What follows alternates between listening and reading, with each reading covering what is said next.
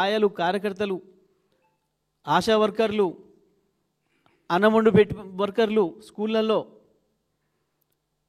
మున్సిపాలిటీలలో, గ్రామ పంచాయతీలలో పనిచేసే శానిటేషన్ వర్కర్లు, వాళ్ళ జీతాల గురించో బచ్చాల గురించో మాట్లాడితేనేమో నన్ను గోసుకత్తినంటే మీరు ఏం చేస్తారు నన్ను అని మాట్లాడిండు. మరి ఈ 15,000 కోట్ల రూపాయల భారాన్ని ఎందుకు రాష్ట్ర ప్రభుత్వం మీద తీసుకుంటున్నాడు? ఒకవైపు అప్పులు తెచ్చుకుంటూ నాకు రోజువారీ వెళ్ళాలంటేనే కష్టమవుతుంది, నేను ఎక్కడికైనా పోతే దొంగలు చూసినట్టు చూస్తున్నారు, మామూలుగా జేబు దొంగను చూసినా బాగుండు, బంగారం దొంగను చూసినట్టు బాగుండు, కానీ పుస్తకం దుబ్బుకోవడం చూసినట్టు బాగుండు, కానీ మరి చెప్పులు వేసుకుపోయే దొంగలాగా చూస్తున్నారు అని చెప్పి ఆయనే సర్టిఫికేట్ కూడా ఇచ్చుకున్నాడు. గంత చీప్గా చెప్పులు ఎత్తుకపోయే దొంగ లెక్క చూస్తున్నారు, ఇతరులు దొరుకుని చెప్పులు ఎత్తుకపోయే దొంగలు చూసినట్టుగా అని చెప్పి. దొంగలలో కూడా తేడాలు ఉంటాయని, అందులో పుస్తలు దొబ్బెట్టోని, బంగారం దొబ్బెట్టోని ఒక లెవెల్లో, జేబులు కొట్టిన ఓ లెవెల్లో, చెప్పులు దొబ్బిపోయేటోని ఒక లెవెల్లో చూస్తారని అంత హీనంగా నన్ను చూస్తున్నారని చెప్పి మాట్లాడాడు. మరి నువ్వు చెప్పులు తీసుకుపోయే దొంగలాగా నిన్ను చూస్తుంటే అప్పులు ఇవ్వకుండా ఎందుకు ఈ 15,000 కోట్ల రూపాయల భారం రేవంత్ రెడ్డి మన పైన వేసిండో ప్రజలు ఆలోచించాలి. చదువుకున్న వాళ్ళు ప్రజలు తెలంగాణలో ఉద్యోగస్తులు కావచ్చు, నిరుద్యోగ మిత్రులు కావచ్చు, చదువుకుంటున్న వాళ్ళు కావచ్చు, ప్రజలందరూ కూడా, అన్ని వర్గాల ప్రజలు కూడా ఒకసారి ఆలోచించండి. ఉన్న భారం ఉండంగా అదనంగా మనకు సంబంధం లేనిది అగ్రిమెంట్ ఉంది, వాళ్ళే నడుపుతారు, కానీ ప్రజలకు సౌకర్యం కావాలి హైదరాబాద్ ప్రజలకు అని చెప్పి ఆనాడు కాంగ్రెస్ ప్రభుత్వమే ప్రారంభించిన కేవలం 30% పనులు పూర్తి చేస్తే కేసీఆర్ రాగానే దాన్ని వెంటబడి వారానికి రివ్యూ చేసి 2 ఏళ్లలోనే పూర్తి చేయించి హైదరాబాద్ ప్రజలకు ట్రాఫిక్ ఇబ్బంది జరుగుతుంది బాగా అని చెప్పి దాని సౌకర్యంలోకి తీసుకొచ్చిండు. రోజుకి 5 లక్షల మంది ప్రయాణం చేయగలుగుతున్నారు తక్కువ ఖర్చుతో. అటువంటి దాన్ని ఇవాళ తన చేతిలోకి తీసుకొని కేవలం ఎల్ఎన్టీని కాపాడడం కొరకు, వాళ్ళకి లాభం జరగడం కొరకు చేసిండు. వాళ్ళ లాభం కూడా జరిగింది. వెంటనే ఒకటే రోజులో 12,000 కోట్ల రూపాయలు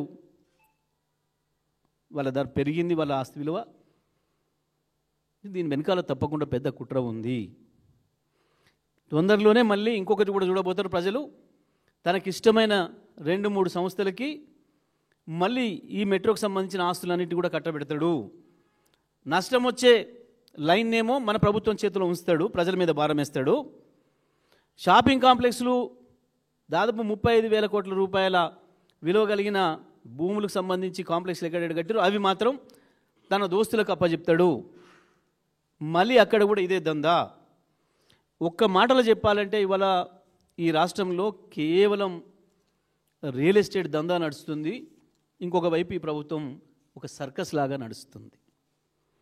కేవలం ఒక కుటుంబ రియల్ ఎస్టేట్ దందా కొరకు ఎవడైనా రోడ్లు వేస్తే, రైలు మార్గాలు వేస్తే దేని కొరకు వేస్తారు, ఎక్కడ వేస్తారు, ఎట్లా వేస్తారు? ఇండ్లు లేని కాడ రోడ్లు వేసేటోని ఈ ప్రపంచంలో ఉన్న చూసినామా మనం?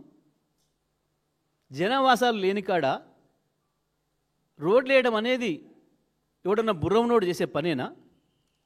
ఇప్పటివరకు మనందరికీ జ్ఞాపకం వచ్చిన కానించి, జ్ఞాపకాలు ప్రారంభమైన కానించి ఏ రోడ్లు ఉండే, ఎట్లయినా ఇవ్వాలా? మొదలు ఒక పంచాయతీరాజ్ రోడ్డు ఉండే, కొద్దిమంది బండ్లు ఎడ్లు చిన్న నడిచిన్నాడు. ఆ తర్వాత అవసరాలను బట్టి, అవసరాలు పెరుగుతున్న కొద్దీ బీటీ రోడ్ చేసుకున్నాం దాన్ని. ఆ తర్వాత ఇంకా కొంత ట్రాఫిక్ పెరిగిన తర్వాత ఆర్ఎండ్బి తీసుకొని ఆర్ఎండ్బి రోడ్ చేసింది దాని స్టాండర్డ్లో. ఇంకా అవసరాన్ని బట్టి దాన్ని డబుల్ రోడ్లు చేసుకున్నాం. పెరిగిన జనాభాను దృష్టిలో పెట్టుకొని కేసీఆర్ గారు గ్రామాల నుంచి వెళ్ళి తప్పకుండా మండలానికి ఒక రోడ్డు, మండల కేంద్రాల నుంచి ట్రాఫిక్ ఎక్కువ ఉంటుంది కాబట్టి జిల్లా కేంద్రానికి డబల్ రోడ్డు, జిల్లా కేంద్రం నుంచి వెళ్ళి హైదరాబాద్కు తప్పకుండా 4 లేన్ల రోడ్లు ఉండాలి అని చెప్పి చేసిండ్రు. ఈ ప్రపంచవ్యాప్తంగా ఎక్కడైనా ఇదే చేస్తారు. ఇవాళ మనం అభివృద్ధి చెందిన దేశాలను కూడా అన్నింటినీ చూసి వస్తూ ఉన్నాం.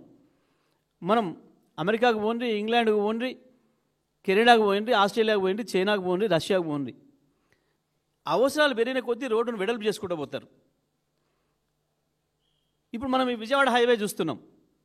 ఈ మధ్యన వెడల్పు కార్యక్రమం మొదలుపెట్టిండ్రు. అంతెందుకు ఇవాళ ఎయిర్పోర్ట్లోకి పోయే రోడ్డు చూస్తున్నాం. ఇప్పుడు ఇవాళ వెడల్పు చేసే కార్యక్రమాన్ని తీసుకున్నారు. ఏ రోడ్డు చూసినా మీరు కరీంనగర్ పోయే రోడ్డు చూడండి, నాగపూర్ పోయే రోడ్డు చూడండి, ముంబై పోయే రోడ్డు చూడండి, బెంగళూరు పోయే రోడ్డు చూడండి. పెరుగుతున్న ప్రజల అవసరాలను బట్టి రోడ్లను నెమ్మదిగా వెడల్పు చేసుకుంటూ పోతారు. కానీ ఇండ్లే లేని చోట రోడ్లు వేయటం అనే మూర్ఖపు పని ఏ ప్రజాప్రభుత్వం చేయదు, ప్రజల డబ్బులతోనే అసలే చేయదు. కానీ ఇవాళ లేని ఫ్యూచర్ సిటీకి రోడ్ వేస్తా, నేను మెట్రో కూడా తీసుకుపోతా అని చెప్పి ఈ ముఖ్యమంత్రి మాట్లాడుతున్నాడు.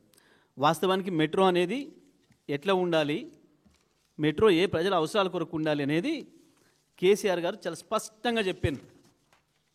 ఆనాడే కేసీఆర్ గారు మెట్రోను 3 ఫేజులలో ఎట్లా చేసుకుంటూ పోవాలి, పెరుగుతున్న జనాభా అవసరాలకి ఇంకా 50 సంవత్సరాల అవసరాలకు సరిపోయే పద్ధతుల్లో ఏ రకంగా దాన్ని పెంచుకుంటూ పోవాలి, విస్తరించుకుంటూ పోవాలి అనే దానికి ఒక శాస్త్రీయమైన సర్వే చేయించి మెట్రో విస్తరణను కూడా చెప్పారు. చాలా స్పష్టంగా క్యాబినెట్లో చర్చ చేసి మంత్రుల సలహాలు సూచనలు కూడా తీసుకొని, ఇంకా కొన్ని చోట్ల ఏదైనా మిస్ అయింది, ఇగో ఇది అవసరం ఉంది అని అనుకున్న చోట పెంచి, నిజంగా అక్కడ అంత అవసరం ఉందా లేదా, మంత్రులు ఎమ్మెల్యేలు అడిగినంత మాత్రాన మనం ఇవ్వద్దు, అక్కడ అవసరం ఉందా లేదా, అంతమంది ఆదాయం వస్తుందా లేదా, అది నడవడానికి సరిపోయే పద్ధతుల్లో చూసి మాత్రమే చేయాలి అని చెప్పి స్పష్టంగా చెప్పాను. ఆ ప్రాంతాలు కూడా ఎక్కడెక్కడ కేసీఆర్ గారు ప్రతిపాదించారనేది. సరే, మనం మొదటిది ఫేజ్ 1 69 కిలోమీటర్లు, మియాపూర్ నుంచి LB Nagar, Jubilee bus station నుంచి ఎంజీబీఎస్, ఫలక్నుమాకి, నాగోలు, రాయదుర్గు. ఇవి మొదటి ఫేజ్లో వాళ్ళు ప్రారంభం చేసిపోయిన 30% పనిచేసిన కేసీఆర్ గారు రాగానే 2 ఏళ్లలోనే దాన్ని వెంటబడి మిగతా 70% పూర్తి చేసి వాళ్ళ సేవలు అందిస్తూ ఉన్నాయి. ఫేజ్ 2లో కూడా రాయదుర్గు నుంచి శంషాబాద్ ఎయిర్పోర్ట్కి, బీహెచ్ఏఎల్ నుంచి లక్డికాపూల్కి 26 కిలోమీటర్లు, నాగోల్ నుంచి ఎల్బీ నగరు ఆ లింక్ ఏదైతుందో 5 కిలోమీటర్లు, ఎంజీబీఎస్ ఫలక్నుమా 5.5 కిలోమీటర్లు. ఇది సెకండ్ ఫేజ్లో ప్రతిపాదన పెట్టి దానికి పూర్తి స్థాయిలో పనులు మొదలుపెట్టే ప్రక్రియలో ప్రారంభం చేశారు.